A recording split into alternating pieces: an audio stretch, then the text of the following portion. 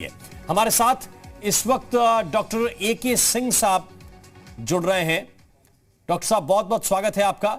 और हमारे दो सहयोगी इस वक्त हमें ज्वाइन कर रहे हैं। लखनऊ से हमारे साथ विशाल रघुवंशी हैं, कानपुर से हमारे साथ श्याम तिवारी हैं। लेकिन पहले डॉक्टर साहब, पहला प्रश्न मैं आपसे करना चाहूंगा। सवाल यही है कि कानपुर में जब हम दस्तक देख रहे हैं जीका वायरस की, डरने की आवश्यकता है या सतर्क होने की? सतर्क होने की आवश्यकता है, डरने की आवश्यकता नहीं है जी। और अब देखिए, इसमें सतर्कता अच्छी बात इसलिए है इस वक्त पे, क्योंकि ये टाइम मच्छरों का टाइम होता है, डेंगू का टाइम होता है। तो जो सतर्कता आप जो है जीका वायरस के लिए अपनाएंगे वो डेंगू में भी काम आएगी, या जो आप डेंगू में अपनाएंगे वो जीका वायरस में भी काम आएगी, क्योंकि ये उसी मच्छर से फैलता है जिससे डेंगू फैलता है। जी, उसी मच्छर से फैलता है। लेकिन फर्क क्या है दोनों में डॉक्टर साहब? और ये है कि डेंगू हमारी कंट्री में पहले से वायरस है और इसका हम लोग बीच बीच में जो है देखते रहते हैं, लेकिन जीका हम लोग की कंट्री का इन्फेक्शन नहीं है, ये एक नया इन्फेक्शन होगा। तो अगर ये फैलता तो हमारे पास दोहरी मुसीबत हो जाएगी।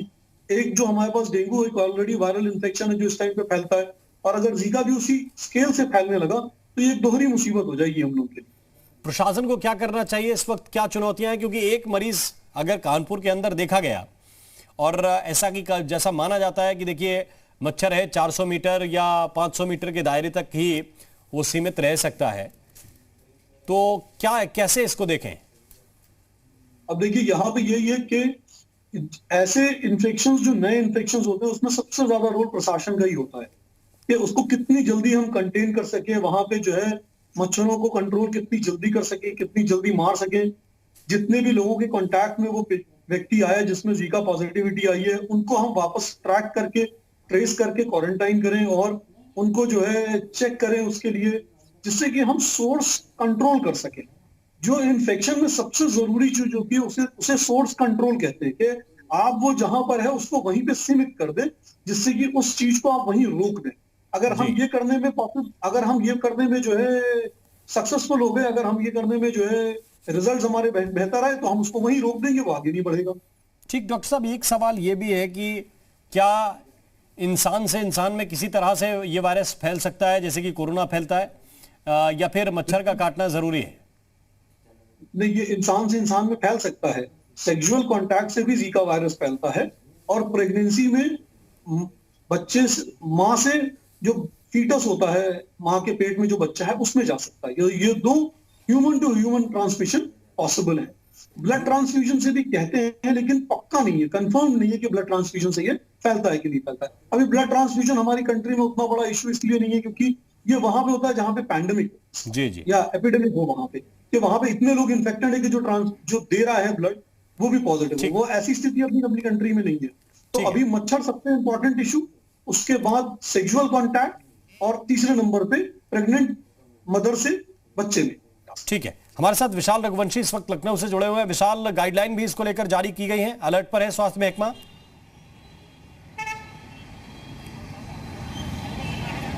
देखिए, बिल्कुल सीधे तौर पर ये गाइडलाइन जो है तमाम जो जिले के सीएमओ हैं और सीएमएस हैं उनको जारी की गई है, और स्पष्ट कहा गया है कि कोई भी व्यक्ति जो इस वक्त बुखार की वजह से हॉस्पिटल में एडमिट है उसका तुरंत ही सैंपल लिया जाए, और सैंपल्स की रिपोर्ट आने के बाद तुरंत ही निदेशालय को इसके बारे में जानकारी दी जाए।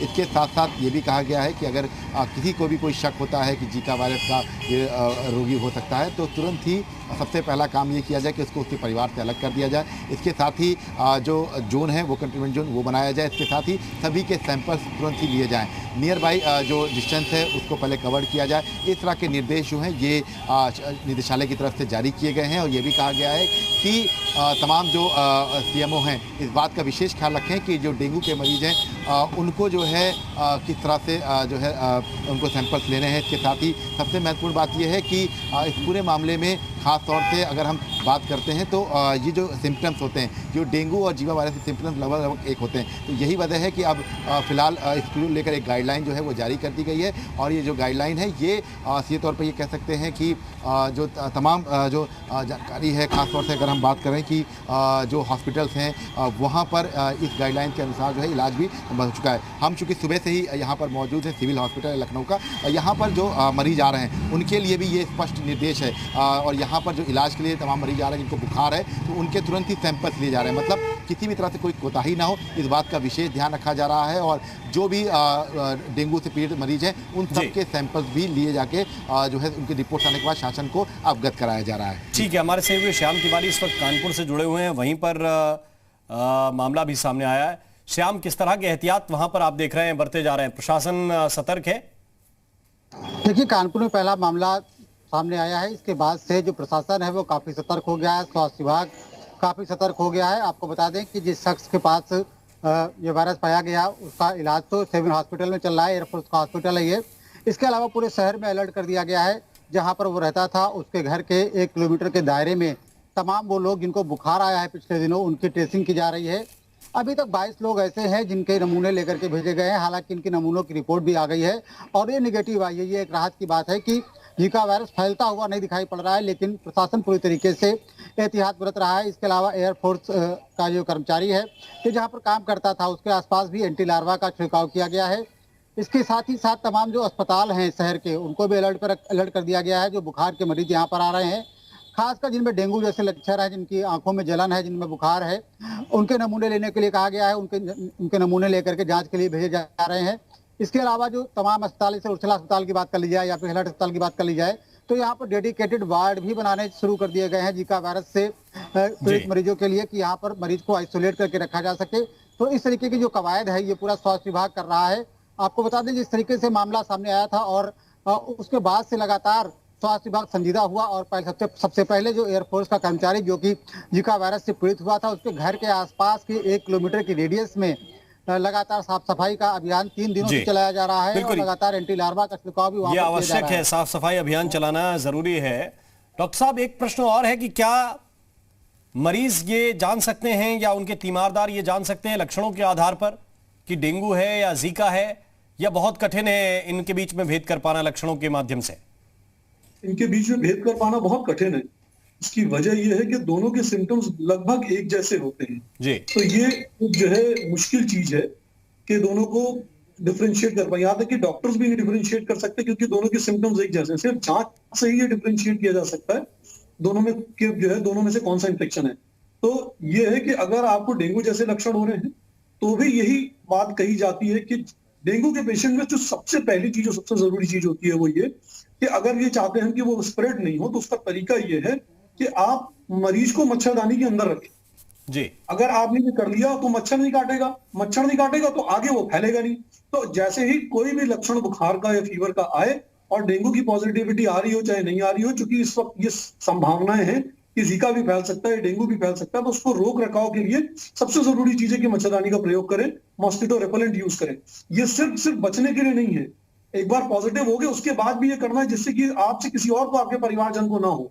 ये बहुत जरूरी है और इससे हम दोनों चीजों को रोक सकते हैं, डेंगू को भी रोक सकते हैं और जीका को भी रोक सकते हैं।